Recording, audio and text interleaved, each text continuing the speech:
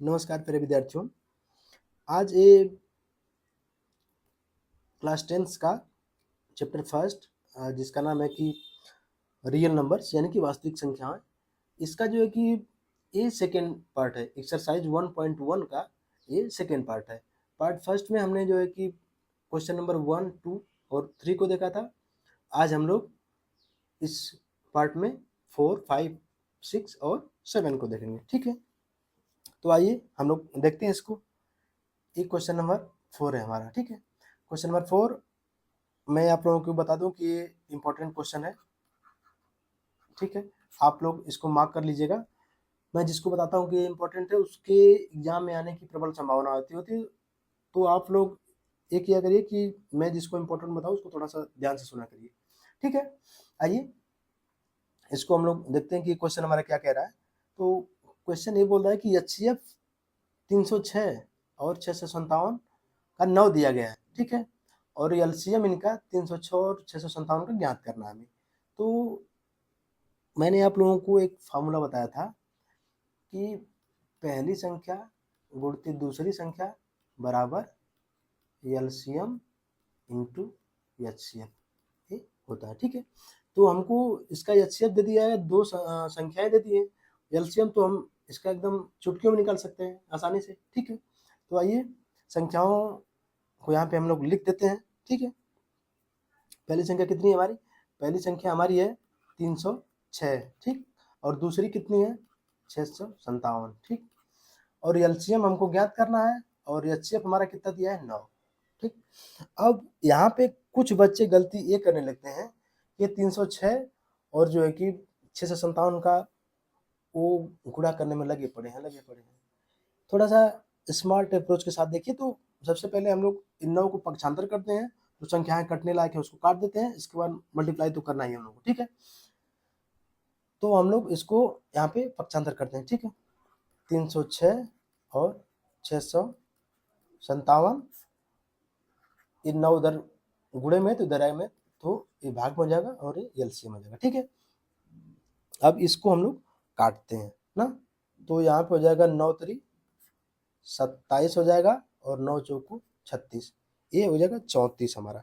ठीक है, अब क्या करते हैं, अब इधर हम लोग ये इसका मल्टीप्लाई कर लेते हैं। ठीक है, तो इसको करते हैं यूं है कि 657 यानी कि 657 गुणते ये 34 करना है। ठीक है, तो ये हो जाएगा 4 सत्ते 28 को 8 हो जाएगा, हाथ में लगा 2, और 4 पच्चे 20, 2 22 को 2 हाथ में लगा 2, 4 छक 24, 2 26 हो जाएगा। ठीक है, अब 3 7 21 को 1 हो जाएगा, हाथ में लगा 2, 3 5 15, 2 17 को 7 हाथ में लगा 1, 3 6 18 1 19 हो जाएगा। ठीक है, तो यहाँ पे 8 हो जाएगा, यहाँ पे 3 हो जाएगा, और 7 6 13 हो जाएगा, हाथ में लगा 1, 9 2 11 1 12 को 2 हाथ में लगा 1, और 1 1 2।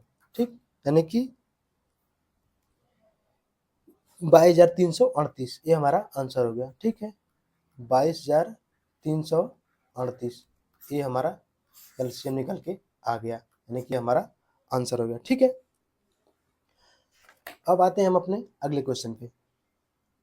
ये रहा हमारा अगला क्वेश्चन, यानी कि जांच कीजिए कि क्या किसी प्राकृतिक संख्या n के लिए संख्या 6 के पावर n अंक 0 पर समाप्त हो सकती है। आइए इसको हम लोग देखते हैं। तो सबसे पहले मैं यदि आप लोगों को बताऊं तो अंक 0 पर समाप्त होने के लिए कोई भी संख्या हो, यदि उसको 0 पर समाप्त होना है तो उसमें 2 तथा 5, 2 और 5 या फिर इनका गुणनफल होना, दोनों का होना जरूरी है। ठीक है, 2 5 का होना जरूरी है यदि उस संख्या को 0 पे खत्म होना है तो। ठीक है, तो अंक 0 पर समाप्त होने के लिए यहाँ पे मैं लिखता हूं अंक 0 पर समाप्त होने के लिए बराबर 6 के पावर n इक्वल टू 2 × 3 के पावर n ना। यह जो गुणनखंड लिखा है उसमें 2 और 5 का होना अनिवार्य है, ठीक है, जो इनमें नहीं है। इसमें 2 गुणित 5 का होना अनिवार्य है, जो कि इसमें नहीं है। इसमें कहाँ है आप लोग बताइए, इसमें नहीं है, ठीक है। अतः यहाँ पे हम लोग लिख रहे हैं 6 के पावर n के गुणनखंड में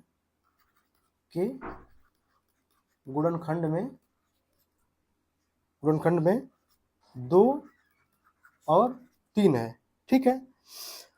अतः यह यानी कि किसी भी मान के लिए 6 के पावर n पर कभी भी शून्य पर समाप्त नहीं हो सकता, ठीक है ना। यहाँ पे हम लोग लिखेंगे कि यहाँ पे 2 और 3 है, ठीक है, तो इसके 6 के पावर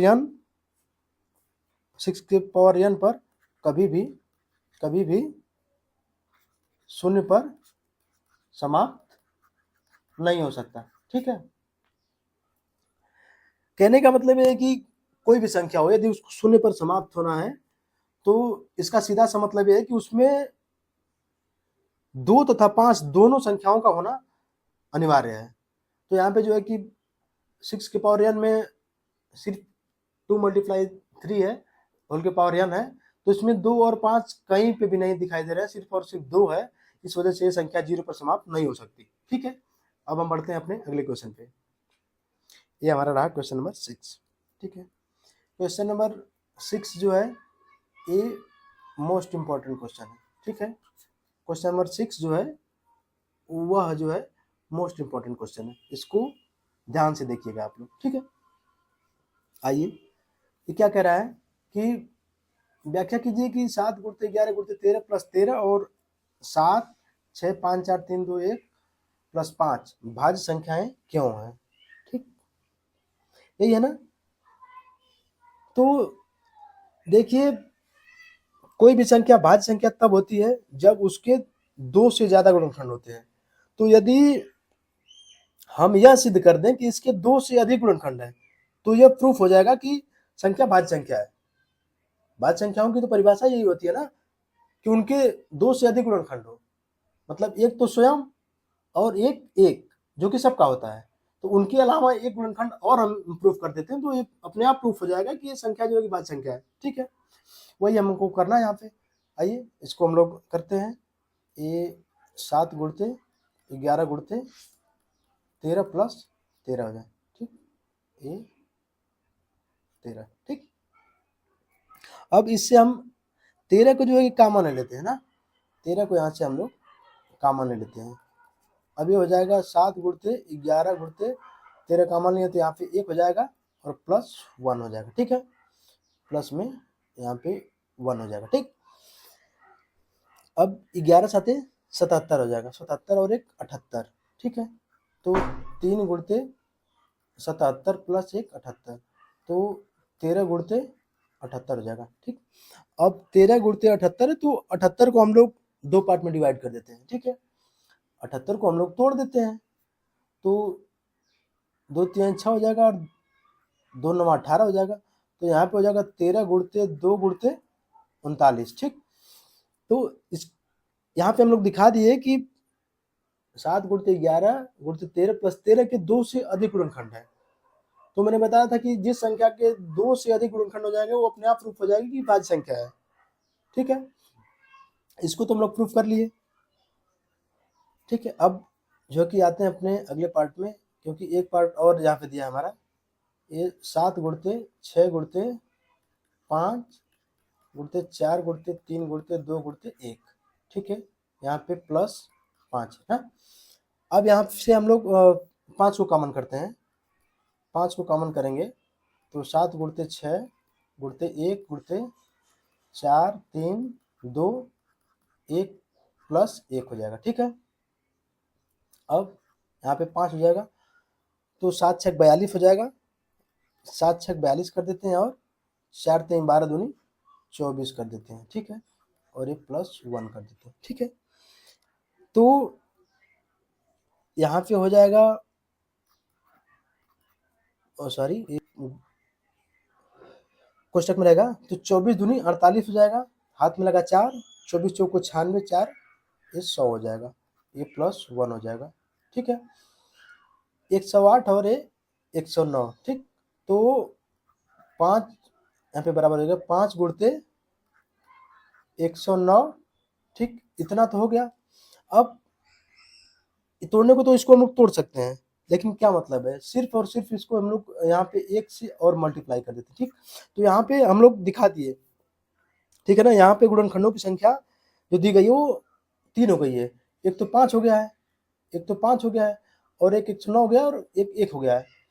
तो मैं आप लोगों से एक बार नहीं 1000 बार बता चुका कि हम लोग किसी संख्याओं के यदि हम ये सिद्ध कर दें, ये दिखा दें कि उसके 1 से 2 से अधिक गुणनखंड है, यानी एक तो एक और दूसरी वो संख्या और तीसरी कोई और, तो संख्या अपने आप प्रूफ हो जाए कि वो भाज्य संख्या है। तो इस प्रकार हम लोग दोनों संख्याओं को दिखा दिए कि ये दोनों संख्याएं भाज्य संख्या है, ठीक है।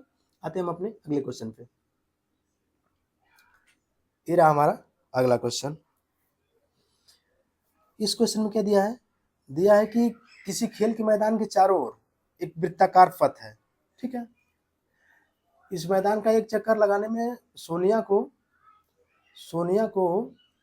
18 मिनट लगते हैं, ठीक। जबकि इसी मैदान का एक चक्कर लगाने में रवि को 12 मिनट लगते हैं, ठीक है। रवि को 12 मिनट लगते हैं और सोनिया को 18 मिनट लगते हैं। मान लीजिए कि वे दोनों एक ही स्थान और एक ही समय पर चलना प्रारंभ करके एक ही दिशा में चलते हैं, कितने समय बाद वे पुनः प्रारंभिक स्थान पर मिलेंगे, ठीक है। तो देखिए, सबसे पहले मैं तो आप लोगों को ये बता दूं कि इस प्रकार के जो भी प्रश्न होते हैं कि वे एक स्थान पर पुनः कब मिलेंगे, या फिर घड़ी की सुइयां आपस जो है कि कितनी बार जो है कि बजेंगी, या फिर वो जो रोड पे जो है कि लाइट होती है कि वे लाइटें एक साथ कब जलेंगी। तो इस प्रकार के प्रश्नों में हमेशा और हमेशा एलसीएम निकाला जाता है, ठीक है ना। ऐसे प्रश्नों में हमेशा और हमेशा एलसीएम निकाला जाता है, ठीक। बाकी आइए इसको हम लोग प्रैक्टिकल करके देखते हैं कि कैसे क्या होता है, ठीक है। तो मान लेते हैं कि एक वृत्ताकार पथ है, ठीक। एक वृत्ताकार पथ है, ठीक। और ये स्टार्टिंग पॉइंट है, ये रही सोनिया और ये रहा रवि, ठीक है।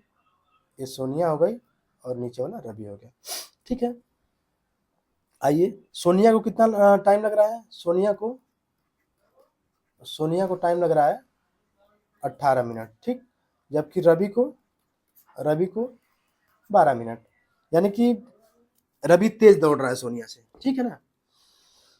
तो आप लोग मुझे सिर्फ और सिर्फ इतना बताइए कि जब 18 का पहाड़ा पढ़ेंगे और 12 का पहाड़ा पढ़ेंगे तो एक कॉमन संख्याएं कब मिल रही हैं। तो ये कहेंगे कि आप लोग कि 18 दूनी 36 और 12 तिहाई 36, यानी कि 36 पे जो 36 नंबर है इस पे जो है कि ये दोनों आपस में मिलेंगे। तो कहने का मतलब ये है कि सोनिया को 18 मिनट लग रहा है, सोनिया को 18 मिनट लग रहा है, तो 18 एक बार पूरा करेगी, फिर 18 दूनी 36, यानी जब सोनिया दूसरे राउंड में होगी तो यहाँ पे होगी, ठीक। लेकिन ये जो रवि है ये 12 है ना, तो 12 एक बार पूरा करेगा, फिर 12 दूनी 24, फिर 12 तिहाई 36, अपने तीसरे चक्कर में यहाँ पे होगा। तो कहने का मतलब कि सोनिया अपने दूसरे चक्कर में स्टार्टिंग पॉइंट पे होगी और रवि अपने तीसरे राउंड में स्टार्टिंग पॉइंट पे होगा, ठीक है ना। ये प्रैक्टिकल मैंने आप लोगों को बताया। बाकी आइए इसको हम लोग मेथड से करते हैं, ठीक है। बढ़ते हैं, इसको अगले स्लाइड पे मैं लेता हूँ। तो यहाँ पे था, ठीक है ना, ये सोनिया, ठीक है। सोनिया 18 मिनट था और ये रवि ना, रवि कितना था, 12 मिनट था। आइए इसका एलसीएम हम लोग देखते हैं, 18 और 12, ठीक। तो 2 गुणते 3 गुणते 3, 2 3 6 3 18, और 2 गुणते 3, 4 3 12, ठीक है। अब 2 के पावर 1 हो जाएगा और 3 के पावर 2 हो जाएगा, ठीक। और यहाँ पे 2 के पावर 2 और 3 के पावर 1, ठीक है। तो मैंने बताया था एलसीएम में क्या होता है, एलसीएम में होता है कि ऑल नंबर यानी कि सभी संख्याएं अपने अधिकतम घात के साथ लिखी जाती हैं। तो यहाँ पे 2 ही तो संख्या है, 2 और एक 3, ठीक है। 2 का अधिकतम घात कितना है, 2 का अधिकतम घात 3 है, और 3 का अधिकतम घात कितना है, 2 है, ठीक। तो यहाँ पे हो जाएगा 4 और यहाँ पे हो जाएगा 9। तो इसका एलसीएम कितना आ जाएगा, 36। यानी कि 36 मिनट के बाद 36 मिनट के बाद 36 मिनट के बाद वे दोनों एक साथ पुनः प्रारंभ बिंदु पर मिलेंगे। 36 मिनट के बाद वे दोनों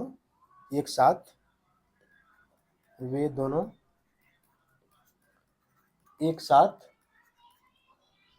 स्टार्टिंग पॉइंट पे मिलेंगे, ठीक है ना। 36 मिनट के बाद वे दोनों एक साथ प्रारंभिक बिंदु पर अपने मिलेंगे, ठीक है। इसी के साथ जो है कि हमारा सेशन समाप्त हुआ। ओके, थैंक्स फॉर वॉचिंग, बहुत बहुत धन्यवाद आप लोगों का।